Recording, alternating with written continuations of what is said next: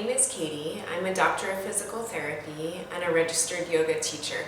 And I was asked to share about my experience with incorporating yoga into physical therapy. And really, my journey began when I first found yoga myself, and unfortunately tore my ACL and went through my own surgery and physical therapy. I was cut off from therapy, like so many people are. They offered a yoga class, and I figured, you know what, that might be a good way for me to continue to build my strength, continue to get my range back and build balance. So I just had a sense of peace and a sense of clarity in my life that I really hadn't experienced before. You know what, I feel like a lot of my patients would benefit from this as well.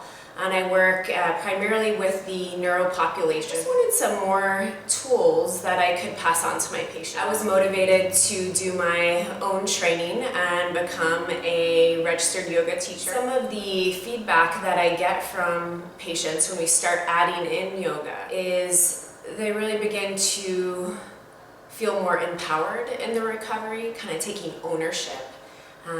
They begin to feel a much deeper mind-body connection and just more awareness of their body, thing that I'm very grateful I'm able to pass on to others. And it's something that I would encourage other therapists to explore. So my name is Nicolas de Goljac.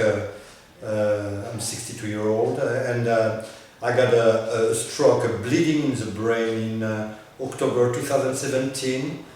I was admitted at the St. Jude Hospital. I stayed 10 days at the critical care unit and 4 weeks at the acute rehab. And then I was admitted here in TRS and did a 3 months therapy. Yeah, that's where I discovered yoga. I started doing the therapy for a couple of weeks therapy. And it was a no-brainer for me. I felt right away that the connection right there. I was doing through this therapy a lot of physical activity and also mental exercises. So having emotional support through TRS. And pretty much when yoga arrived, it kind of balanced and linked everything. That was very profitable for me. You're finishing the therapy, it's a mixed feeling. It's a feeling of accomplishment, because it's been a long way. Also a feeling of loneliness. You're by yourself. Nobody's going to be behind you, help you, no more professional there. And that's what I did through yoga. Yoga was great for that, because I was able to do that also at home. Do it yourself for yourself, on a daily basis. And apply the technique of yoga to continue to recover, because that's the goal at the end of the day. You have to be committed to get better. Every day is a fight, every hour is a fight first.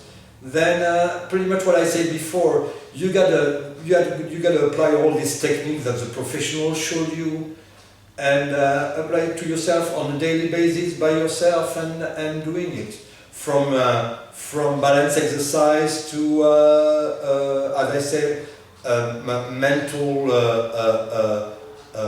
games, recovery, and emotional also recovery through yoga, tai chi, all the things that I featured before in this interview. So it's very important to stay committed, to stay focused. Very important.